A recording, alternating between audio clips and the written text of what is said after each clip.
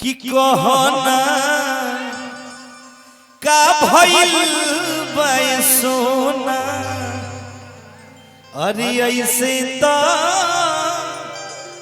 तू मिले लुकबो ना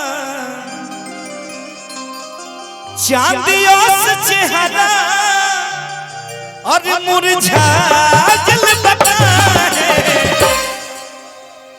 कि चांदियों से चेहरा और मुरझा जल बता है अखिया लोराइल ललाइल बका है अखिया लोराइल ललाइल बका है कहना का भइल सोना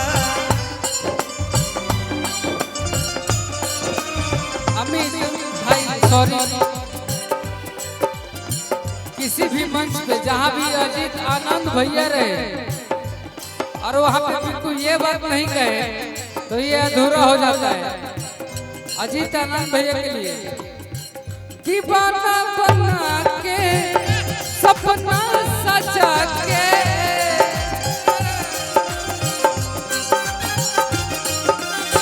दीवाना बना के सपना सजा के कम कैले बनू होती यार बना तोहरा दिल के दुकान में समझ के प्यार वाला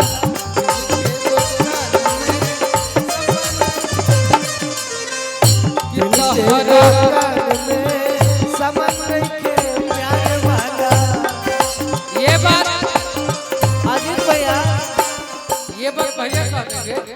एक सेकंड एक शब्द एक बार सामने ही ना दे प्लीज गार्जियन है आप। आज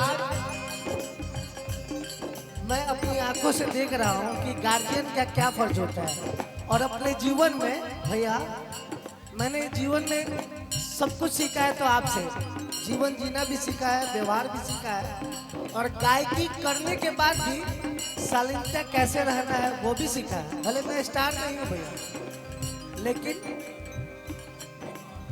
देखा था नहीं कि कितना लोग स्टार बन के छीटा बजा के हेंगो हेंगो करता आ कितना लोग कलकत्ता के बिल गोछिया जाता आ कितना लोग गोछिया जाता। हाँ लेकिन कहे के बाद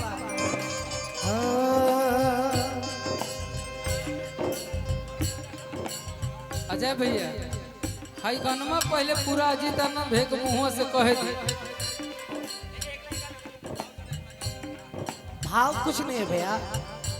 आज पहले पापा आप बने विपिन बाद में बने हैं लेकिन सौभाग्य क्या है आपके बेटे का रियांश नाम है मेरे बेटे बोल का रहे नाम आयांश नाम है और विपिन के बेटे का नाम शिवांश नाम है। ये भी घटना है एक भैया से लेकिन कहना क्या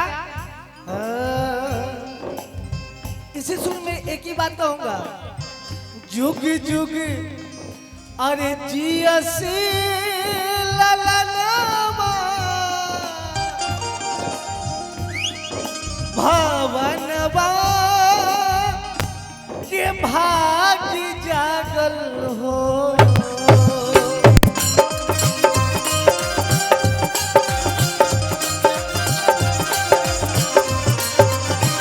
जुग जुग जियसी ललनामा भवनवा के भाग्य जागल हो।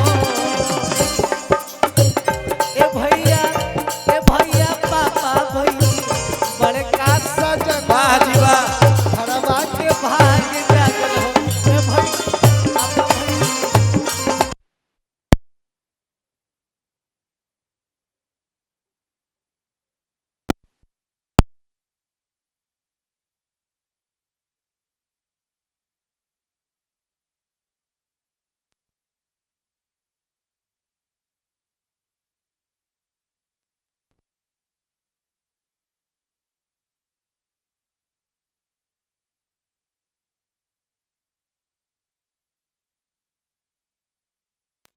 एक का भइल सोना कहना लेकिन हमार छोटुआ यही ताल में कुछ कहे तो छोटुआ हमार का कही ढेर ऊपर बा। तो डाउन कर रहे कितना बटे इसके इतना से कमला के क्या जरूरत बता नहीं कम कर ले तो ना अमित का अपना स्केल है वो। सी हटे सी हट ठीक तो बात ईगा देश पहले।